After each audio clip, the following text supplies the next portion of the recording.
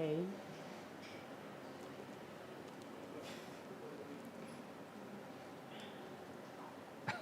What's up, Madonna? I think I'm struggling with my hairs. You're struggling with? With my hairs.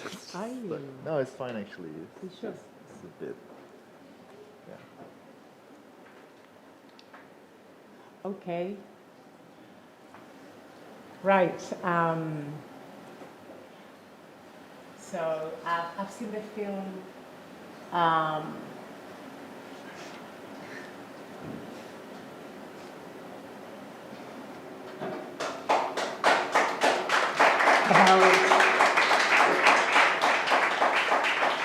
I've seen it about 3 times now, and and when I first watched it, I realized how little I knew about the migrant crisis, and I thought I'd follow the news, and I went online and I did some research, and I found out that, for instance, more than half of the residents in a refugee camp are under 18, apparently. I don't know if these statistics apply to Moria. And in some cases, people could be up to 10 years in a camp. Also, there is no running water in many of the camps. In Moria, there was no running water. People had to wait for hours to use a toilet that was a complete disgrace, extremely dirty. In fact, the people that had to clean it couldn't sometimes do that because there was no water. So it would be like one toilet for hundreds of people, sometimes even 1,000 people. There were, I was shocked at the fact that there were rodents in the camp, that when it was raining, the whole camp got flooded, and there was absolutely nothing you could do about it. That there was no electricity. It was very difficult in the second camp. In fact, apparently it was extremely difficult to, I'm not sure how the whole thing developed, but it became really, really cold, and there was absolutely no heating. Extreme instances of suicide, and of course frustration, violence, and big issues with mental health. And that I read on the dark side, but seeing your film, made me, especially like see the people there being so incredibly active and so much wanting to be the agents of their future. So I really, really thank you both for having the courage to make this film, because I know that, as you said in the film, it didn't come free. So enough of my commentary. The first thing I wanted to ask you, Yasser, is the title. Tell me about the title. What does it refer to? Well, the title's clear, nothing about us without us, but one thing that we're trying to say with this title is that what we are doing in action in the camp, this place where a lot of media is trying to get into and get some sort of info or report about, but it all comes down of a present for mostly a week, maximum 2 weeks, and then they're gone. And they publish a report about the situation, and most of it is not accurate. and some of them are even lie. So what we're trying to say with nothing about us without us is that we are the ones who are experiencing this craziness and chaos. We are the ones who are getting burned by the fire. We are the ones who are protesting on streets, and we are the ones who are breathing the tear gases. We are the ones who are really living the truth. And we are who are able to show the truth. That's what it really is. Nothing about us without us.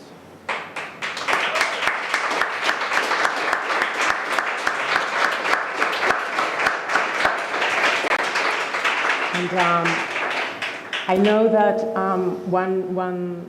there was something that you wanted people to know, which was the current situation of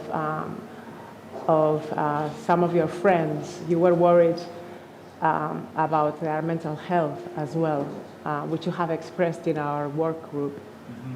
Yeah, so everybody you saw in this movie, which whenever I see the documentary at the beginning where we have this small little container where everybody's trying to set up this interview shot for my friend Mustafa, and we were having fun when we were working, and but fortunately and unfortunately, they are not in Greece anymore. They have get to their destination, as in Germany or Switzerland or any other countries.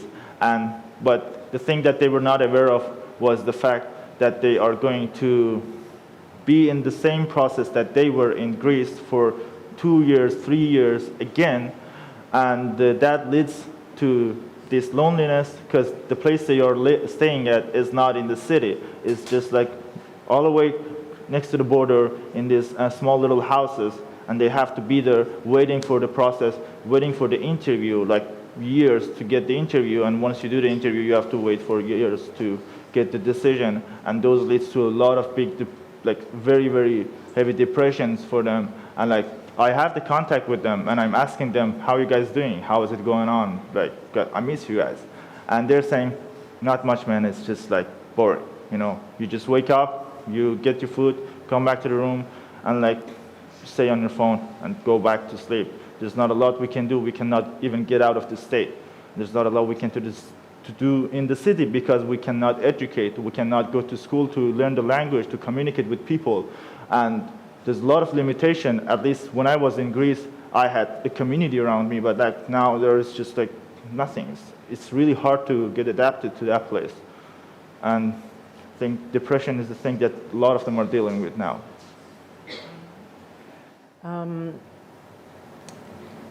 So when you were there at the camp, and you decided, okay, we don't want to be objects, we want to be the subjects. And I know that for you, Douglas, for Refocus Media Labs, that is a very important issue.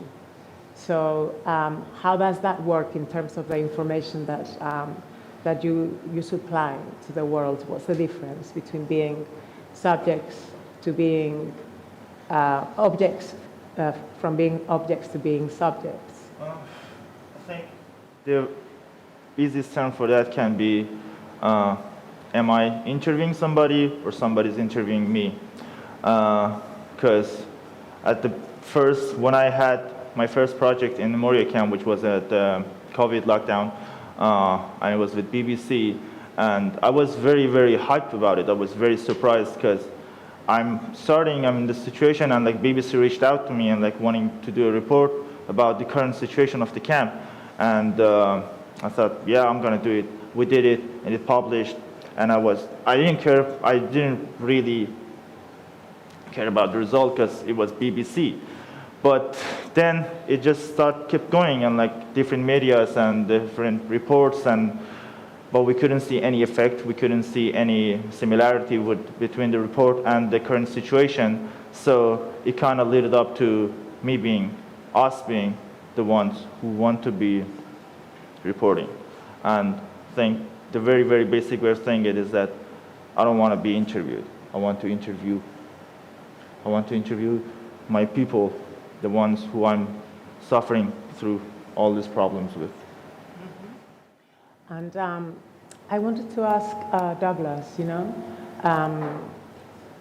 why did you want to make this film? Well, I don't think it was that I wanted to make this film. I believe it came organically out of conversations we were having as a community. And, for 2 years or a little bit longer than that, as Yasser's saying, the media was starting to pay attention to the value that they provided, and most specifically based off the fact that they didn't have access to the camps during COVID. And they were starting to, I saw our students starting to, lose a little bit of that spark. They started off really excited and really engaged and emotional and excited about the future, about what this would do for them. And then I started to see that they were really losing that spark because they didn't see, as Yasser was saying, they didn't see change happening for them. They're still in the camp, the conditions were just as bad, the indifference in European society was just as great as it was in the beginning. It just got worse and worse when COVID hit, because then everyone was worried more about their own backyard, and then they really were forgotten again. So we started talking about how can we address that? How can we engage differently? And then we had tragedy again. And so you have these ebbs and flows where no one pays attention to you, and then, as Milad said, and then all of a sudden a crazy thing happens, and then everyone's paying attention for a hot minute, and then they leave and go to the next tragedy. And after a piece that we made with a different entity a different tentacle of the BBC, they seem, no, the Newsnight piece, which is actually referenced in this film, where they're kind of referencing it and talking about it and kind of digesting whether it did or didn't work. So that footage was just archival footage of us in a regular class period, of us engaging with a deeper conversation about their role with the media, the relationship with creating it, with it being collaborating with major media, with them in some respects being the subject, and other moments being the creators. And it turned into an opportunity for them to just say, we don't really need you. Mustafa says it, he said, we don't even need the BBC, we could just do this ourselves, right?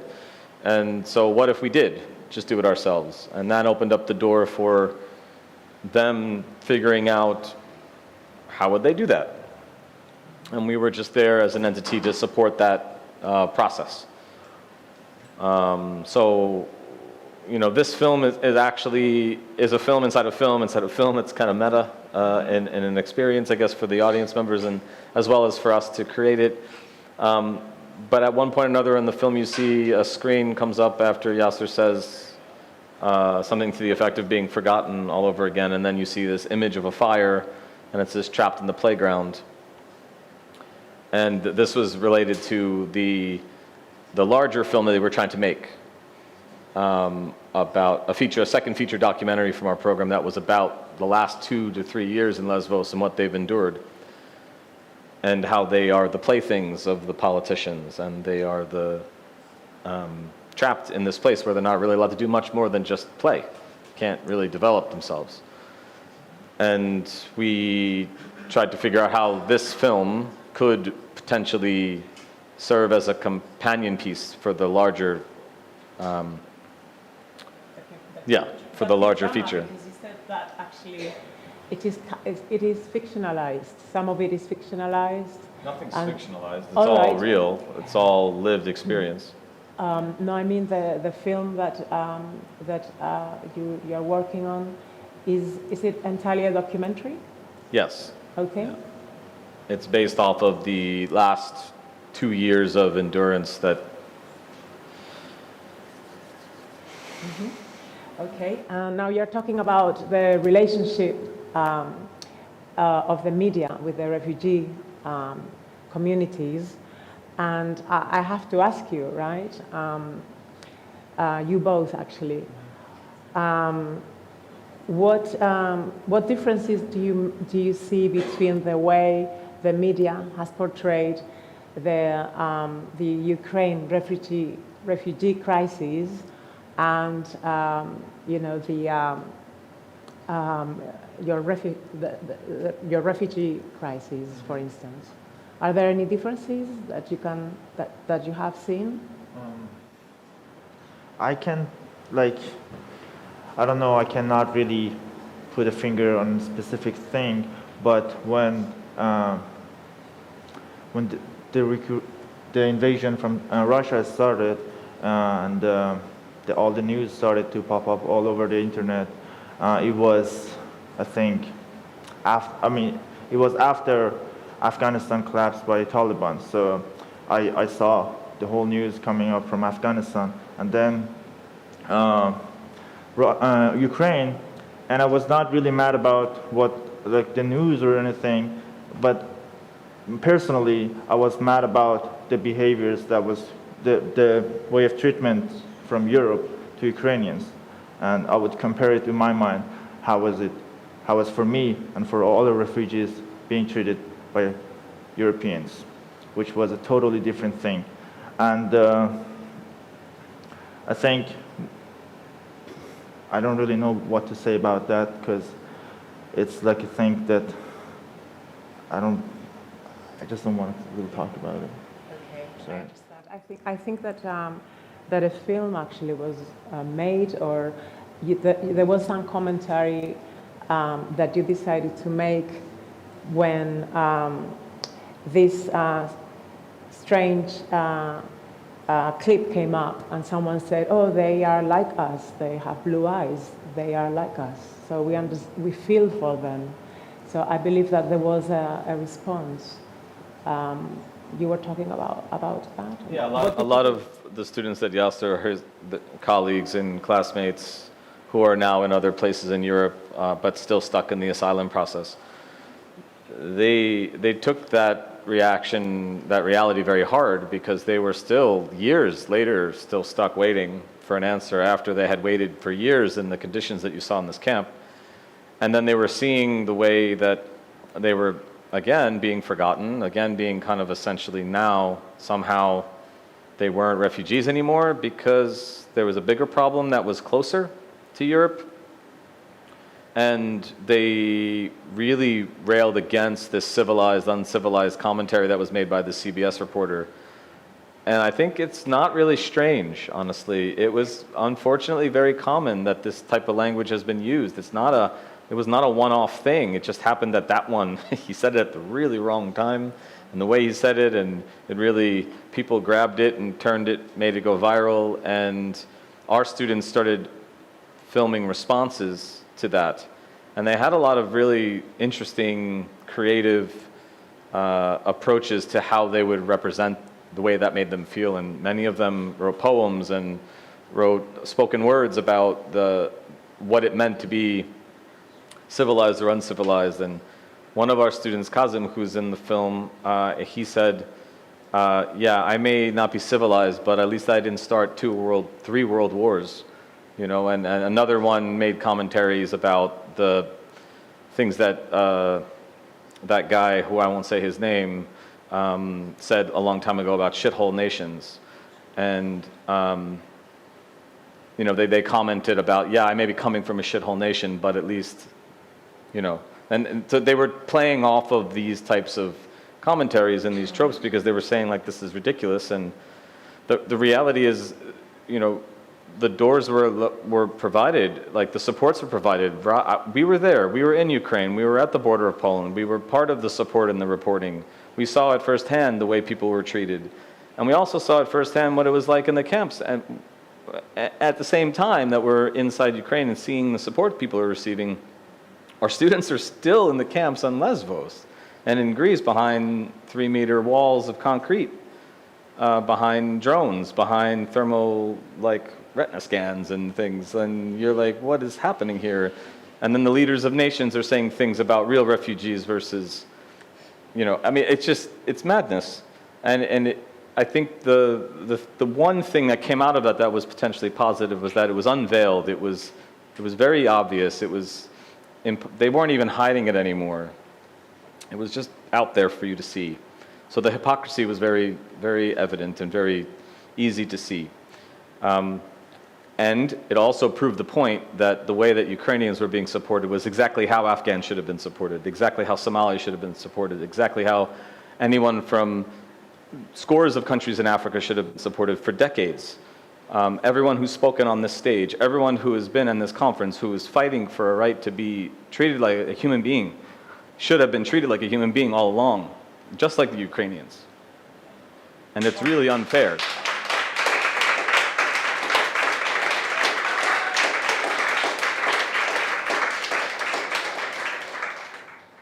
It's enraging.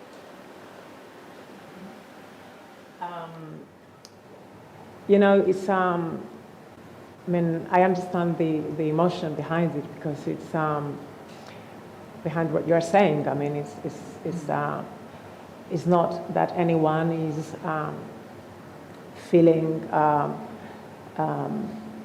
having any ill feelings against Ukrainians that are getting help. Of course not. It would be fantastic, you know, if everyone had the same level of attention, humanization of their issues and help, obviously. So yes, sir, I want to ask you, what do you do to like avoid kind of re-traumatizing yourself? You know, like I was watching your film. I mean, of course, it's like someone said in your film. I think it was Nazanin.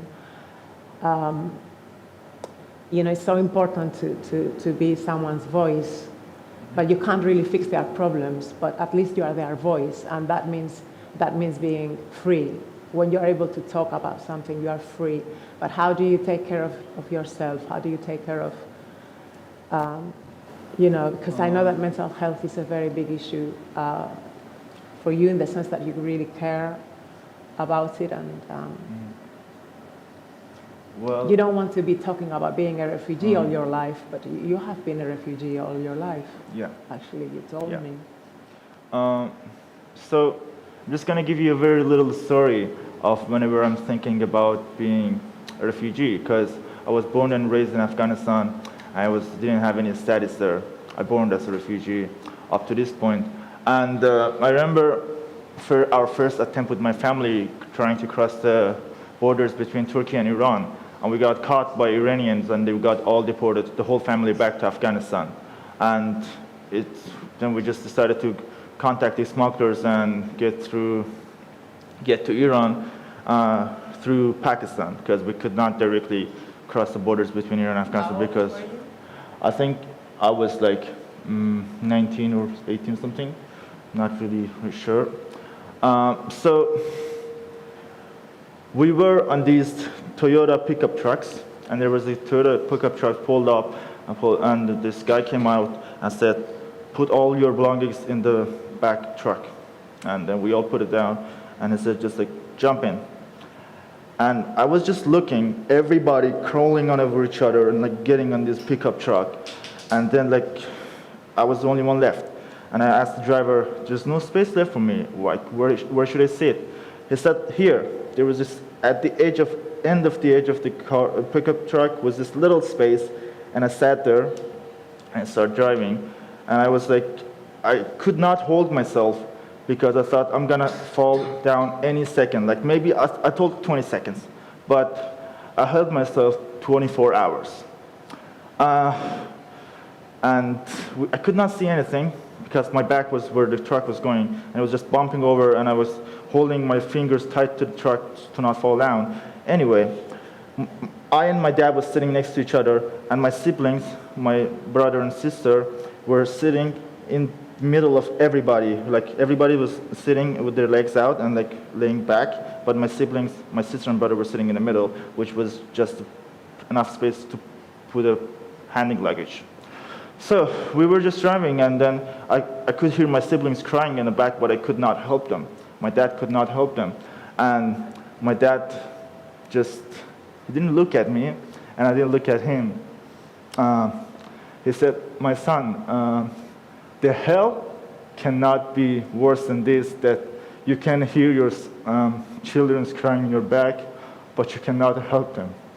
And eventually we made it to Europe, but think about how many parents, dads and mothers thinking about feeling this same thing. Yeah, of course. And it is quite traumatizing. Yeah.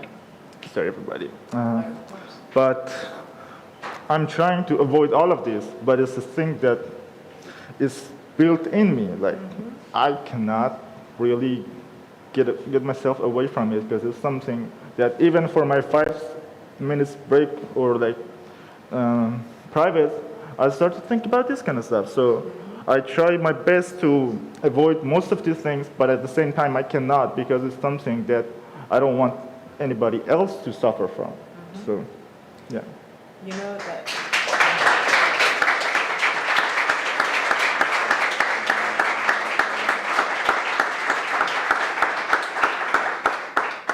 You know, I mean, I have to congratulate you because, you know, there is this sense of community that transpires from the project, and you know, I'm sure you get a lot of strength from it.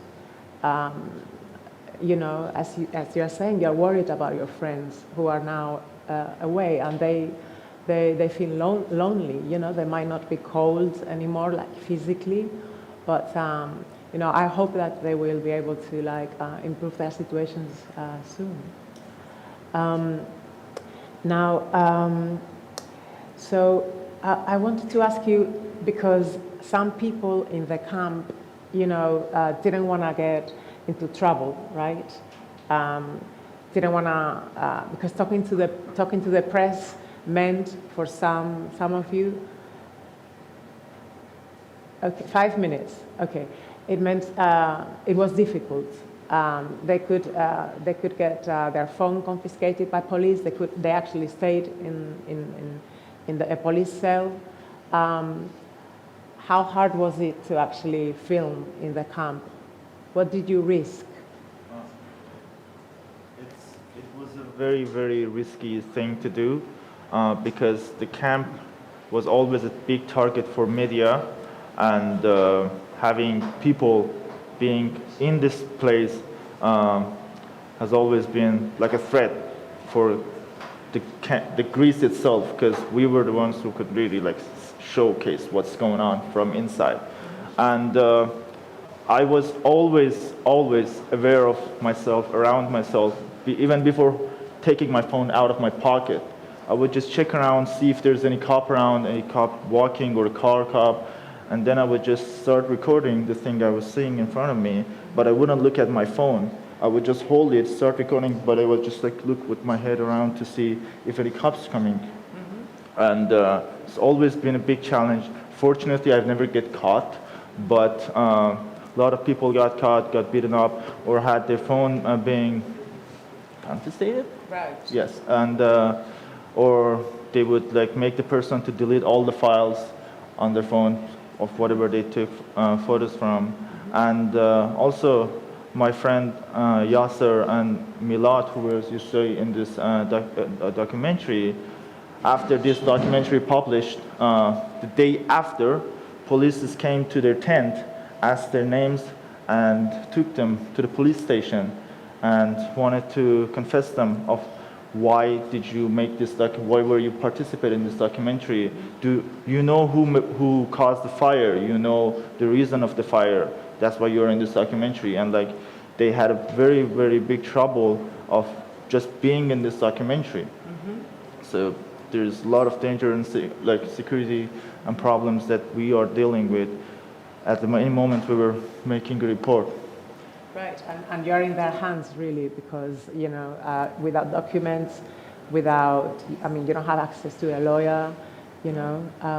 So I have 20. I did put my timer when we started, so it has been 25 minutes.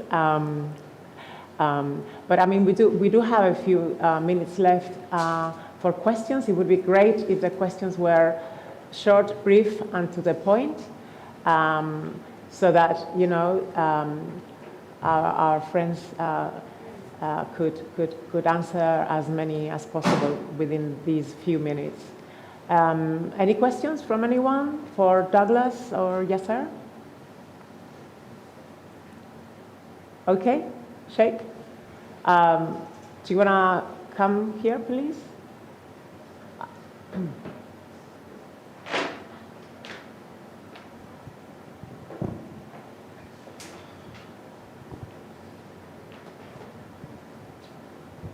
Thank you. Gracias. Sí.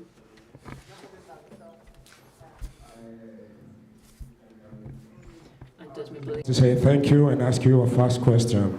For example, we see in the situation of refugees people, they don't want refugees people, okay? But I want to ask you if you know about IKEA, for example, is doing houses or prototype of houses for refugees people, okay? The problem for me, it's like, I see something really dangerous because they sell themselves like a service, like they helping people, but no, because I think they are collaboration with governments to just let the land that refugees are staying like forever. I mean, cutting your right for move around the world. Mm-hmm. I don't know if you know about this, IKEA. Not only IKEA, IKEA. A lot. IKEA. It's a Swedish furniture company. Oh, yes. Okay. And I don't know if you know other cases and after how, I mean, well, how you see it, because I can continue the question. Did you know about this, that IKEA made houses for refugees? Yeah, there are a lot of these like prefab homes or structures they put into these camps, and they were initially, I think, IKEA, however you want to pronounce it, got a lot of CSR for this. They got a lot of benefit as if they were helping. I personally don't like the company for other reasons as well as this, but the general commentary I think we can make in terms of our experience on Lesbos and in Greece is that we've been operating on that island since, I've been there since 2015 and 16, and not once have I seen a single organization or government or group build a home for people to live in. They've never built another school. They've never built another hospital. They've never built anything for people to live with dignity. And the government has done nothing but close all the dignified shelters that were created by NGOs and by individuals consistently to leave them in these camps. And maybe this information doesn't reach your, we'll discuss tomorrow, your algorithm doesn't show you these things, these reports, this information. Maybe you just aren't getting that information to know what's happening. But in many ways, we are aware that this is going on. The larger public in Europe and America is aware that this is going on in these countries, and we're tolerating people being treated like this. 6 years, 7 years, no one's ever added a hospital to an island that only has one, and even during COVID, they only had 6 beds for the ICU. And during that same time, you have 25,000 refugees who are in desperate need of medical aid. Nothing is added. You go to Lesbos, and you will see there's a lot of empty land.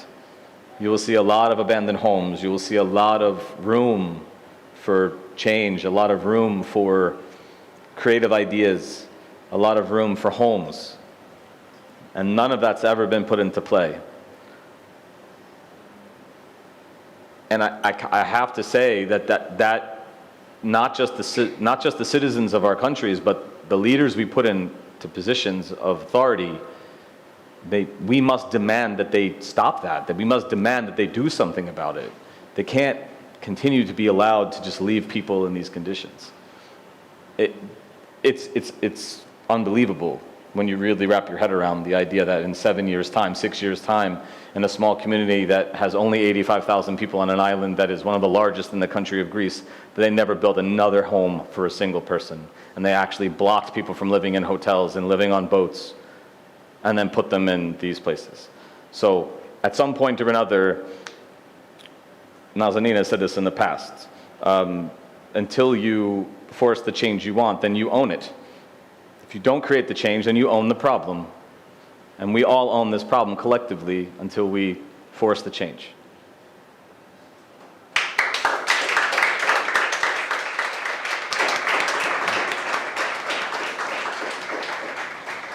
Okay, thank you so much, Douglas and Yasser. Thank you. You know, Douglas and Yasser are here, so if you want to ask them some questions later on, or you know, the other participants would like to know more, you know, of course, you're around tomorrow all day, so we have to finish now and get ready for the meme battle, right? Yes, so thank you again, and you know, let's hope that yeah, it seems that yes, we can. So let's make it possible. Thank you. Thank you very much.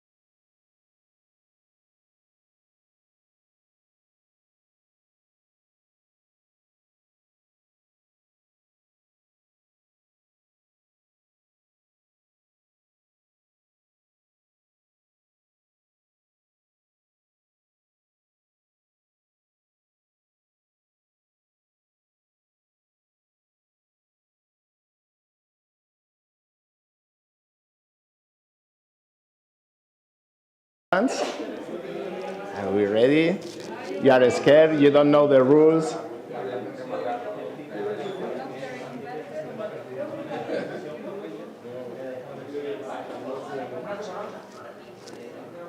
Bob, are you talking about competing in this meme battle? I'm not competing. I know? I'm not competitive. No, why not? Okay, I think if you can, the people from the back can sit just in the front, and I can feel more comfortable with other people. Monsieur Leger. Okay, are we ready?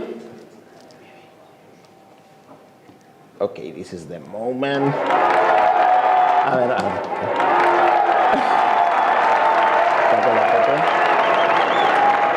Okay, so welcome everyone to the first anti-racist meme battle of all time.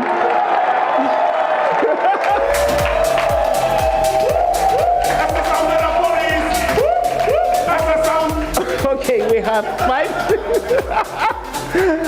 I never expected to do something like this in my life. I swear to God. Okay, we have 5 games. And there are 3 teams, there are 2 teams with 3 members each. Every game will have 3 matches. And the team who wins the match gets 1 point.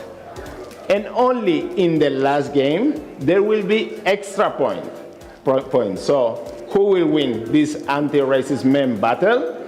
Let's start with the 2 teams. Let me introduce them. Usted está loco. Usted está loco. Usted está loco. Usted está loco. In the White Tears team, we have Quindy. Usted está loco. Usted está loco. Hay que subir. Ahí, sube. That's my watermark. Okay, cool. This is the attitude. The second member of the White Tears team is Cher.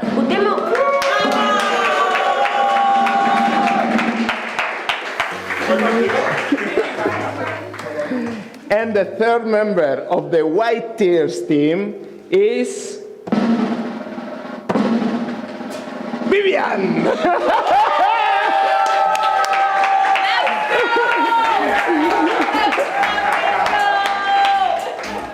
Okay, I'm getting used with this sound machine, so. Okay, the second team is diversity quota.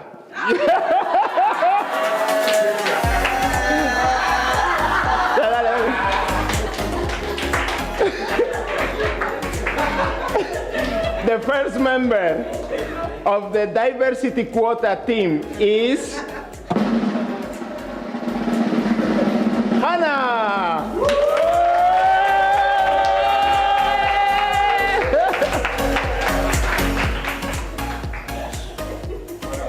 Let's go with the second member of the diversity quota team, Bea.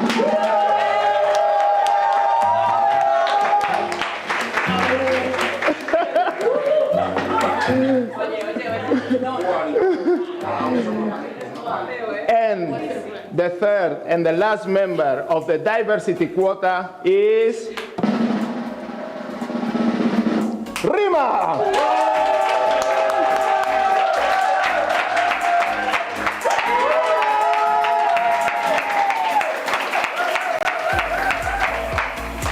Okay, so now let's see, before starting, which team has the biggest support? Okay. Don't say nothing about this, okay? This is a picture that we took especially for this event, okay? So, in my left, we have the White Tears team. So, who believes they are gonna win tonight? A ver, con aplausos, with aplausos, with aplausos.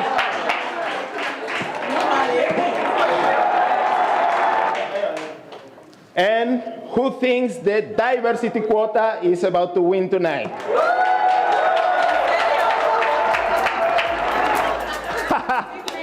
Yeah, you guessed it. This is because we are black.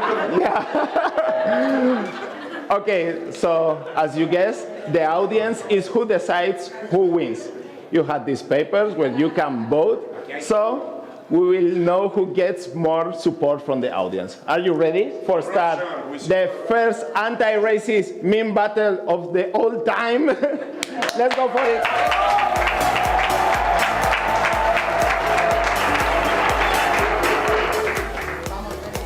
Okay, I have here this beautiful score.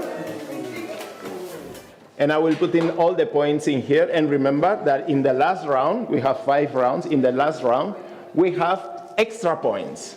And that extra points maybe can be deciding of the winner of the match. Okay, so I think let's go with the first game. That's the sound of the police. Our first game, the first round is meme generator. I will explain it. One person from each team, please come here. No, I will say the name, okay? From the from the diversity quota team, Bea is the first one. An applause to Bea.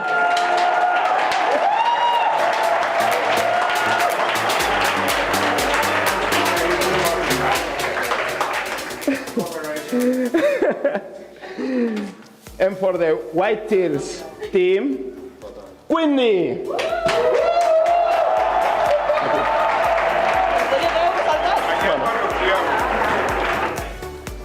Okay, so each one of you has a meme. No, you don't have to take the mic yet. Each one of you has a meme, and you have 30 seconds to write something about this meme. Okay? So, I give you the pens. But can they help us? No. Well, okay, yeah, maybe they can help you. Yes, yes, of course. You have only 30 seconds. You have to be fast thinking about this. Okay? So I think we can... It doesn't work. The time starts now.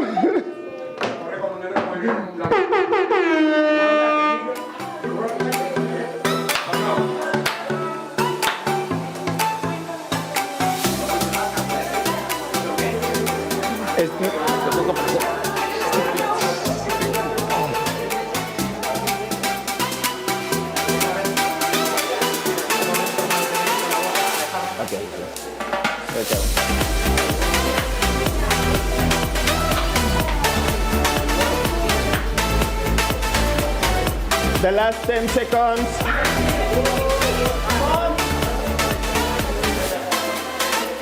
5, 4, 3, 2, 1. Yeah, the time is finished. You can finish writing it right here.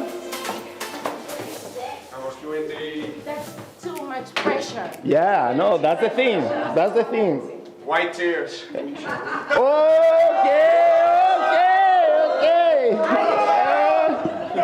I love this. I love this. Thank you, sir. Está un poco feo. Quindy, you got it? You got yours? Sí, kind of. You know that you are representing Afro Colectiva right now. So if you lose, every member of Afro Colectiva is going to lose tonight. Wait. What kind of humor are we using? Is it like todo vale? Like everything? Yes, why not? So get to your mic, and maybe Quindy, you can start with your meme. Tell us what you have written in that paper. So we to the people.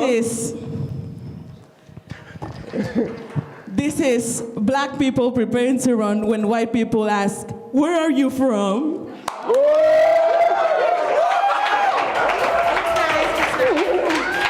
It's very good. Bring the noise! I didn't get it on time. Okay, now Bea is the turn of your team. Okay. Okay, let's go. We had some doubts, but we ended up picking this one. It's like when the police show up to the party. Okay.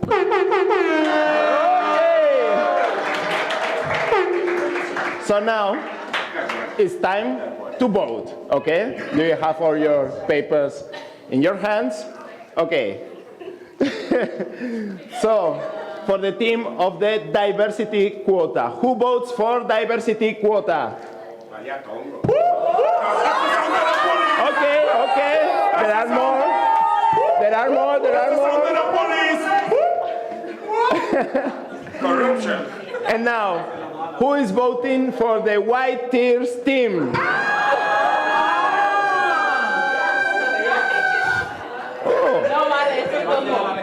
Yeah, it's like a draw. So can I see all the papers so I can know who wins this game, this match?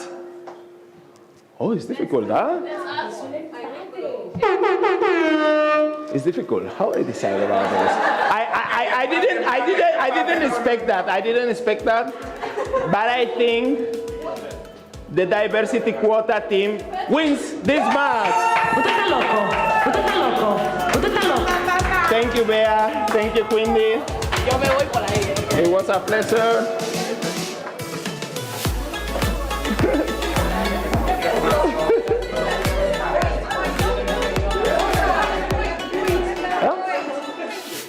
Oi. Thank you, my team. Okay, so let's go with the second match between Sheikh and Hannah. Let's go.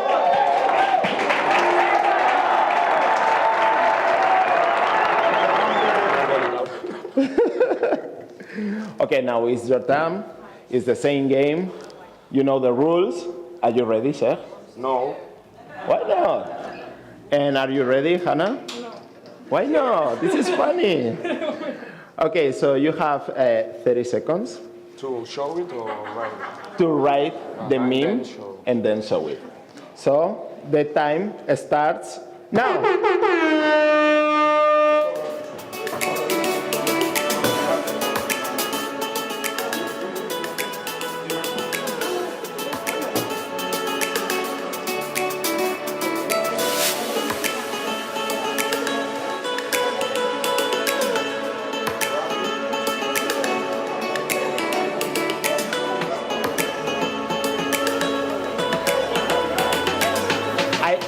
I think the diversity quota team is copying the white tears team.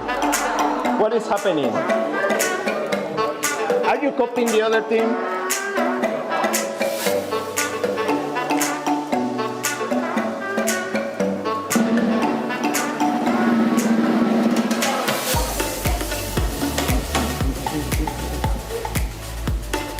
Okay, so we are in the last 10 seconds.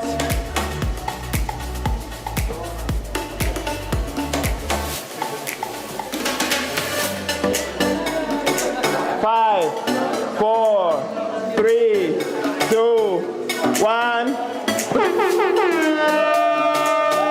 Time is up. Time is up. Oh, you wrote a lot. Okay, so are we all ready? Okay, so Hannah, let's go with you. Take the mic and explain yours. Okay, this is a very black meme. Okay. So, when a brother says he doesn't see color. Oh! That's the sound of the police! That's the sound of the beast! That's the sound of the police! Okay, answer. What is your meme? White people grabbing one. White people grabbing their one black friend to show that they are not racist.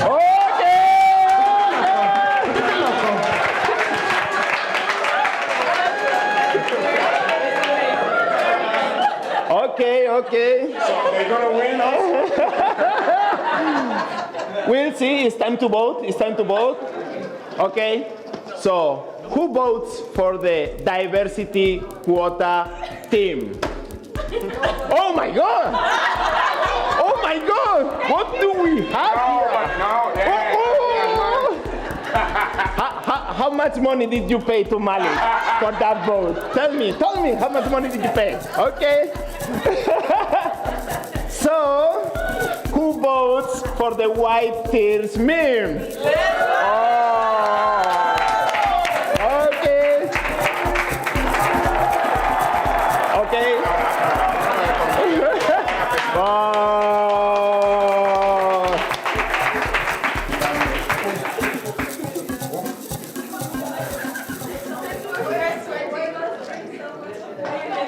Okay, so now we have a draw. In this first game, who's gonna win? Who's gonna get the second point? It's time for Rima and Vivian.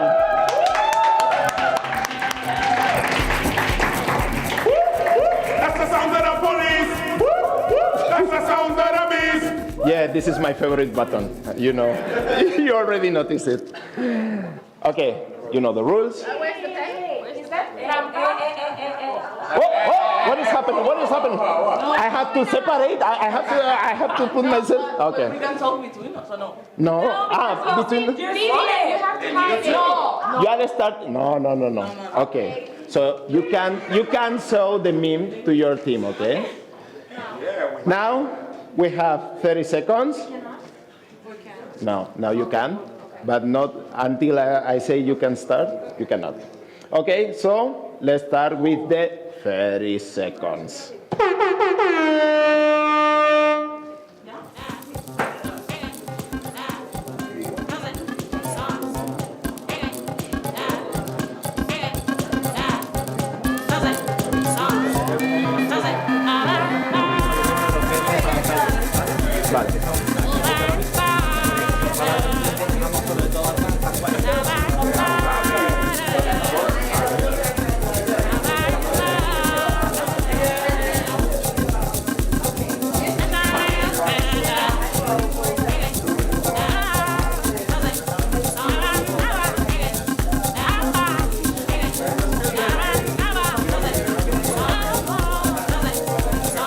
Final 10 seconds.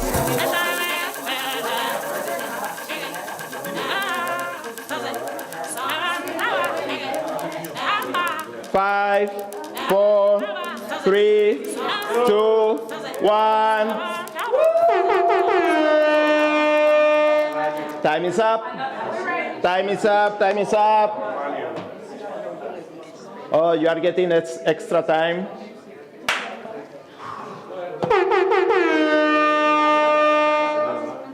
Time is up. Time is up.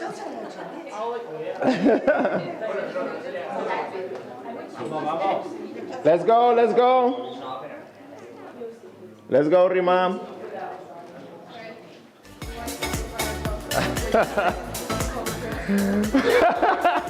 That's why it's a game.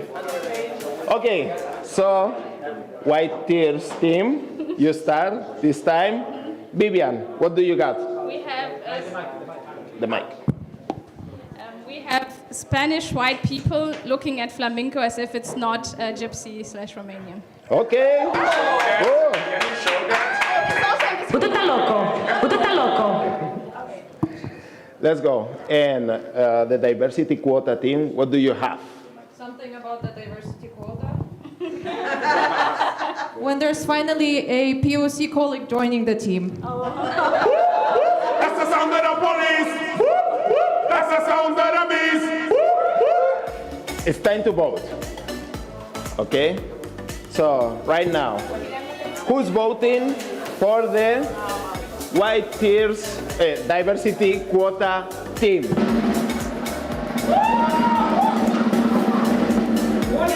Diversity quota, diversity quota. You are voting to White Tears, you know it? Okay. And now, for the White Tears team, who's voting for them? Bring the noise! Oh, so I think the diversity quota gets the second point. Thank you all. So, we finish. For those who don't know, flamenco is not Spanish. It has Romanian origin. Okay. That's why. So, we laugh and we learn. Can we vote again? No, we cannot vote again. It's okay. Bring the noise! Let's start with the second game. Can I have an applause?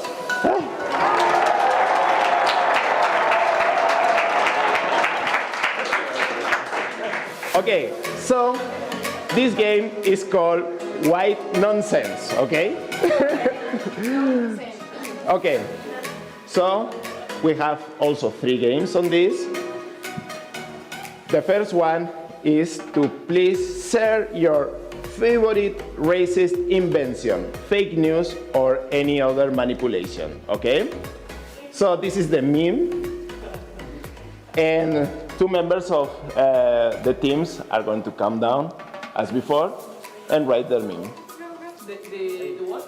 And say the meme. You know now, don't have to write it, you just have to say it, okay? Say it louder. Wait, so what we think about a meme, Mm-hmm. and then we come here and we say it? This is the meme, okay? You have to think about your favorite racist invention, fake news, or any other manipulation.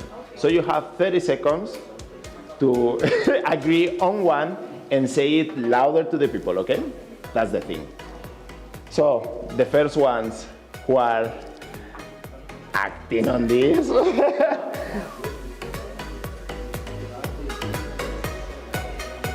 Huh? Okay. We are changing the rules right now. The boss is telling me to change the rules. So. Yeah.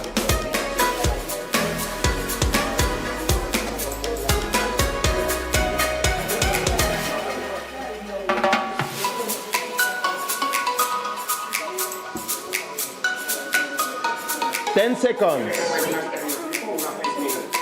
Una fake news, cualquier cosa. Un bulo. Final 5 seconds. 5, 4, 3, 2, 1, go. Okay, so who is coming from this team? Diversity quota. Rima? An applause to both.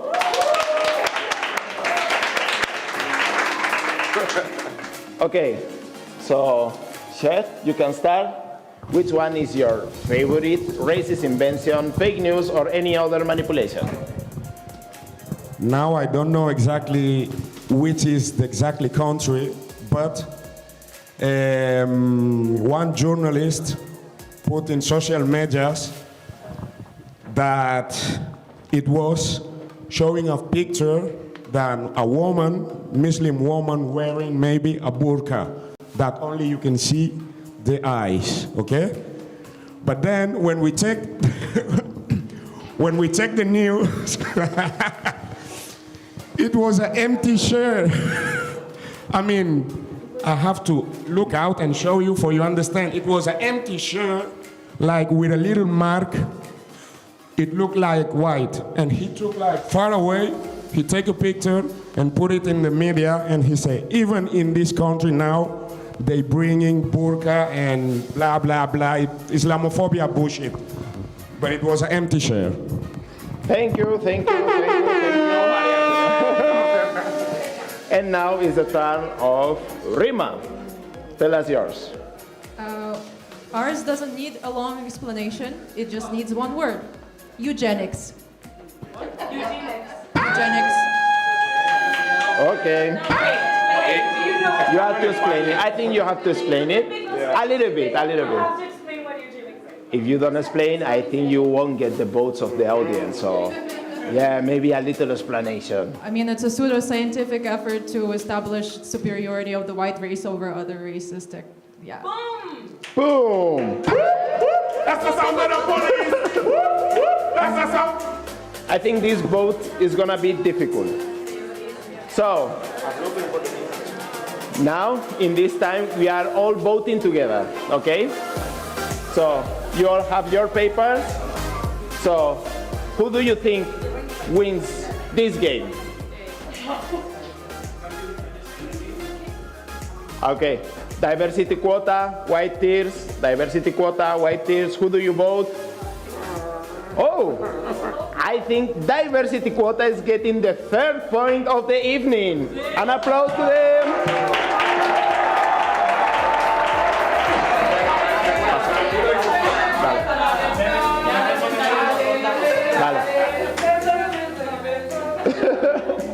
Okay, so let's go. Okay, they are urging me to change this. Okay, so let's go with the game that we played before, that you have 30 seconds to write the meme, okay? So now, the people who's gonna come is Quindy from the White Tears team. It's your turn. And Hannah from the Diversity Quota team. What is this? I still don't understand this machine. Okay, so you know the rules. You have 30 seconds to write. 30 seconds. You know, because we all know that these are not 30 seconds. So you have 30 seconds to write a meme, okay? So maybe we can just start now.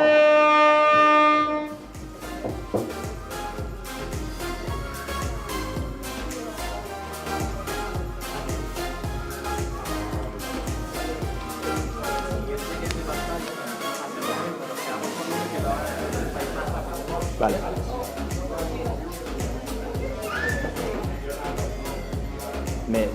Me gusta el de I'll shit, here we go again.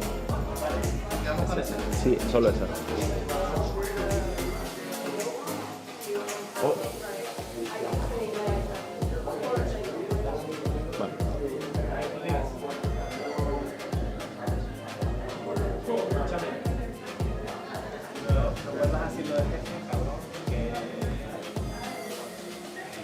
Pon el de pretend to be shocked. Pretend to be shocked. Final 5 seconds. 5, 4, 3, 2, 1. Come on, you got 35 seconds for this. You should have it. You should have it. You have 35 seconds of this. Decolonizing the newsroom. Usted me oye, usted me oye, usted me oye. Okay, so Hannah, you are the first one. Get your mic and tell us your meme. Okay, so this is corporations saying, we love diversity. Also corporations putting people in position, putting people of color in positions of power. That's the sound of the police. That's the sound of the beast. And Quindy, tell us about yours. Okay. Yeah. The mic. Oh. Okay. This is me when white people tell me I'm pretty for a black girl. And also me when white people ask if, are we really savages in the bedroom? No, please, we don't want to hear that. Okay, I think this voting is gonna be difficult. That's what I see, there is a high level in here. So, the same thing, we all vote together for both things. Remember, this is the diversity quota team, and this is the white tears team. So, who are you voting tonight? Let's start. Raise your votes. Raise your votes, raise your votes. Oh my God. Okay, I think the White Tears team is winning this game.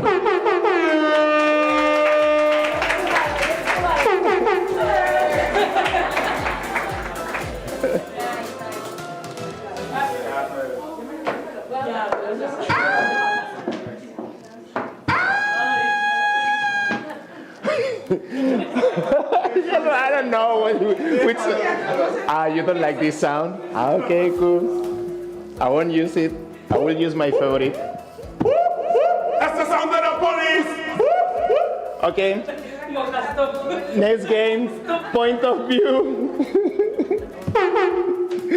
Point of view.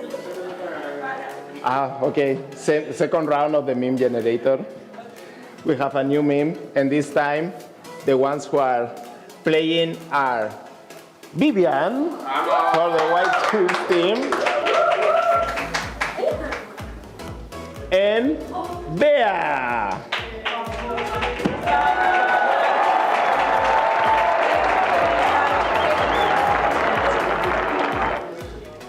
You saw the meme? Yeah. You know what you have? Yeah. You know that you have 35 seconds.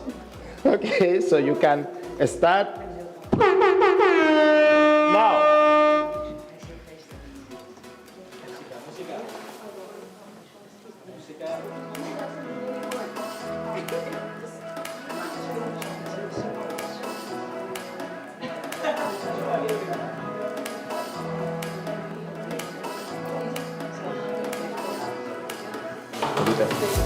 Una de Point of View y una de Meme Generator.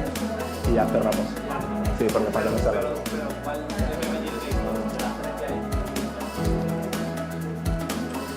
La tercera. La de la señora. Esa.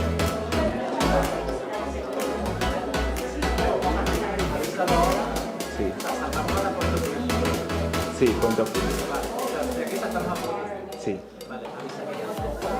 Okay. Pretends to be shocked. Pretends to be shocked. Pretends to be shocked ahora.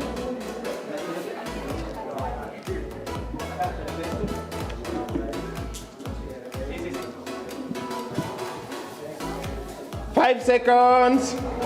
5, 4, 3, 2, 1.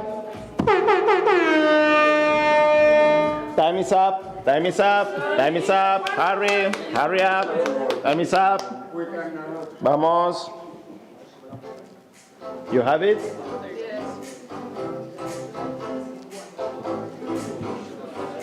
Vivian, you have it? The stress. Imagine if we play with money in this game, like in the TV show. Vivian, you are getting extra time. Ahora caigo. ¿Sabes? Que si pierdes.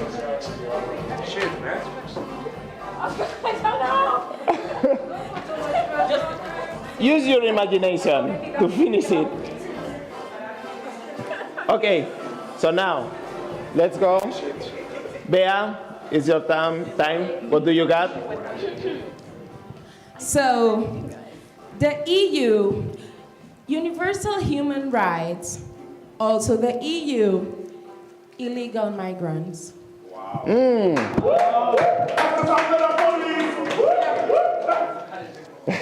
And Vivian.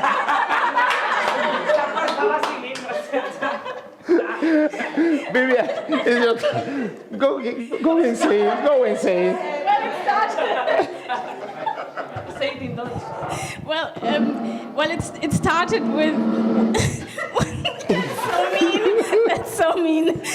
When white people realized the deconstruction of racism is necessary to make a lasting change. Real change. Oh, God, Okay. sorry. When we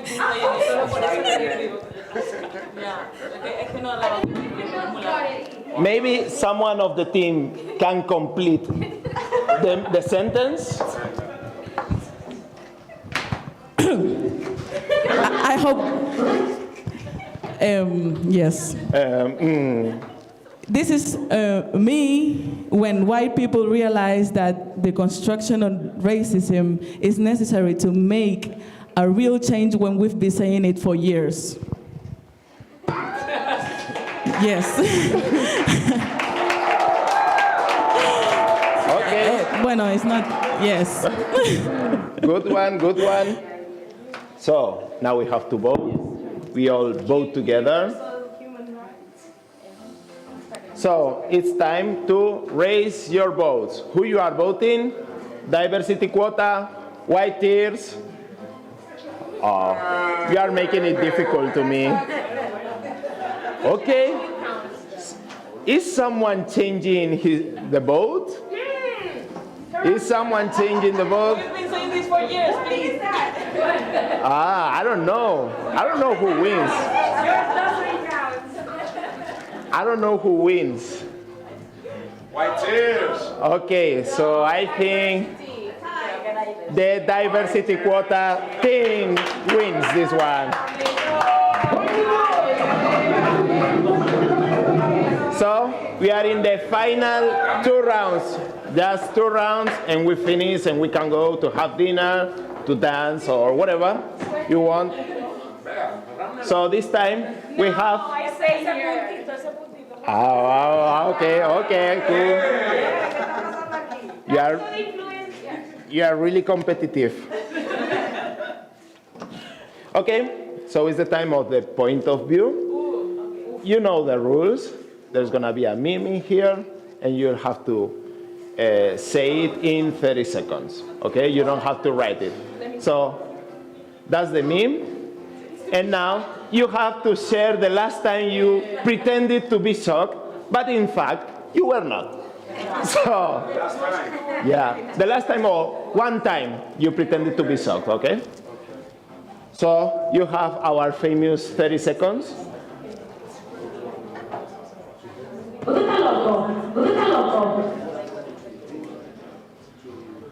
Please.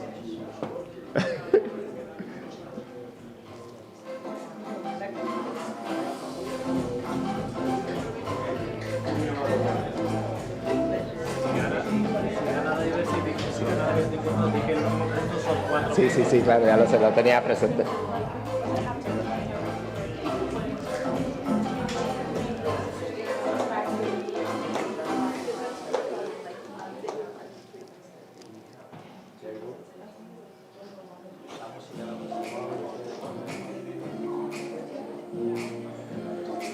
Final 10 seconds.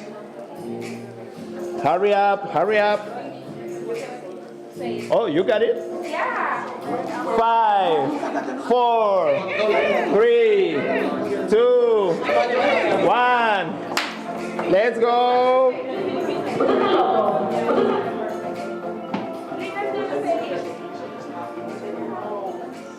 So, who's gonna say it from the team? Rima? From the diversity quota team? And from the... Do you want me to put the sound? No.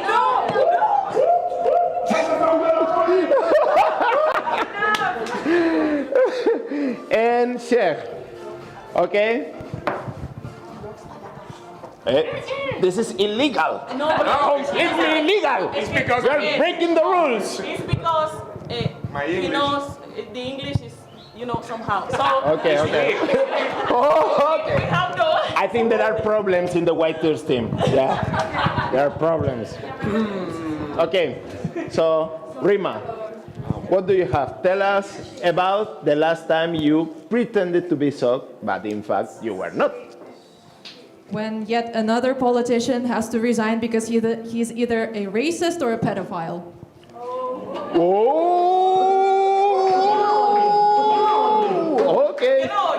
Okay.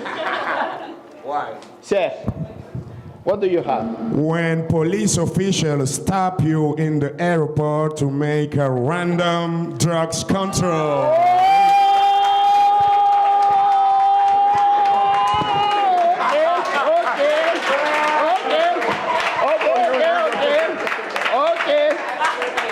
Whoa, there is a high level in here, okay? it's time to vote, okay? That was. It's time to raise your votes. Ooh, the white tears team wins. Oh, and the sound of the police. Oh, the sound of the police. Okay.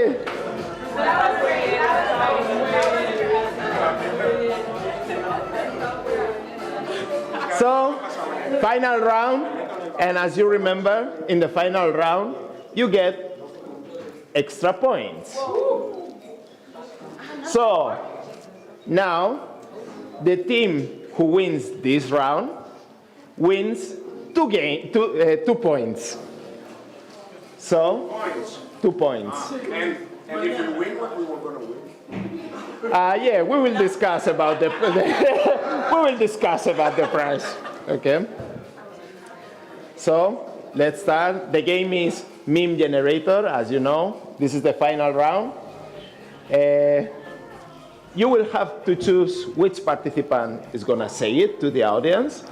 So as you know, you have 30 seconds. So let's start with the final round.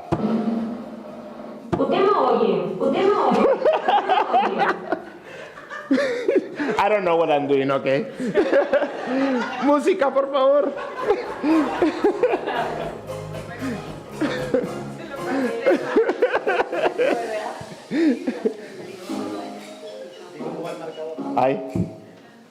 Remember, White Tears team has 3 points. Diversity quota has 4 points. So if White Tears team wins this round, wins the game. Match point. And if the diversity quota wins this round, doubles the White Tears team. That's important. They will be remembering this during your whole life, okay? You know it. You know it. Okay, so Rima, no, who's participating for this team? Bea. And from this team?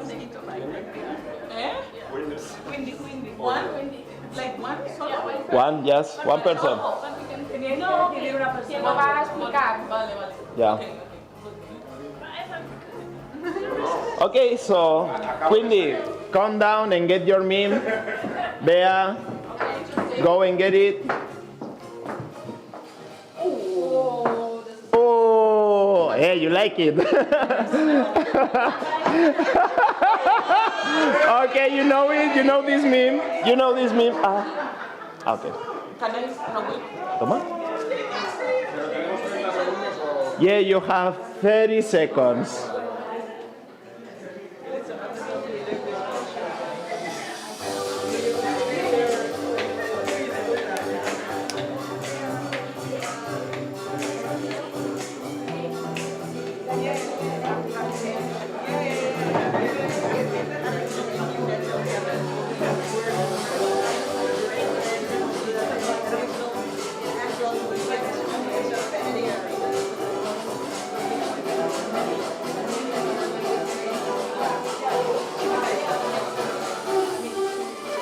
Final 10 seconds.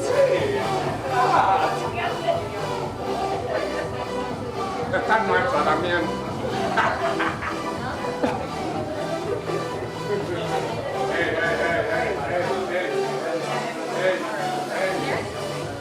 Hey, don't disturb the other team. Don't disturb the other team. Okay, so we are in the final 5 seconds. 5, 4, 3, 2, 1. Wait. Oh, the sound of the police. You got it? Yes. No, there are no more songs. That's why I'm repeating all the time the same ones. She's not sure. She's not sure. Psychological. Hey, we are sure. Quindi, Bea, the time has come.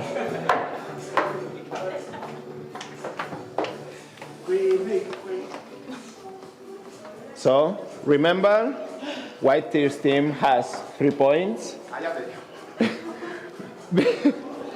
Oye, por favor, respect. Diversity quota has 4 points, okay? And remember that this final round has extra points, 2 points, so if you win now, you will win the game, okay? No pressure. No pressure. Okay, so now, Quindi, it's your turn. Okay, so obviously the black woman is me explaining to white transphobic people that the gender is a colonial invention.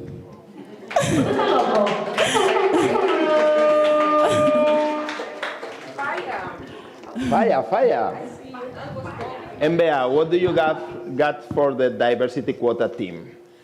When white women say, we are the most oppressed.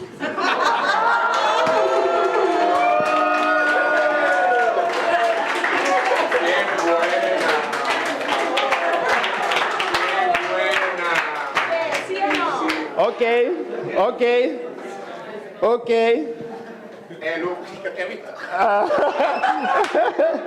Mira, ya nos están matando y ni hemos empezado.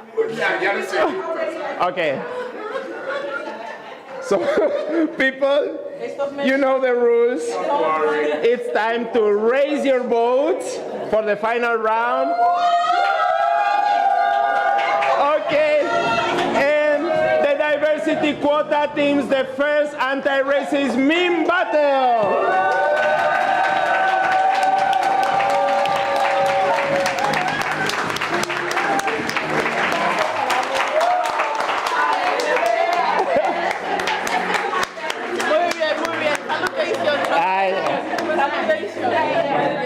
We love to see this. So, Estos memes son para gente avanzada. So, thank you all for coming. Thank to all the participants for participating in this. An applause for them.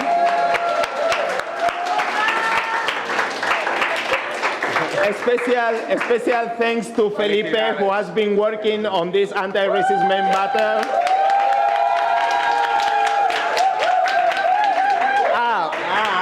So, Paloma is asking. Nothing. And special thank you to the presenter. No! Wait. I'm under the police.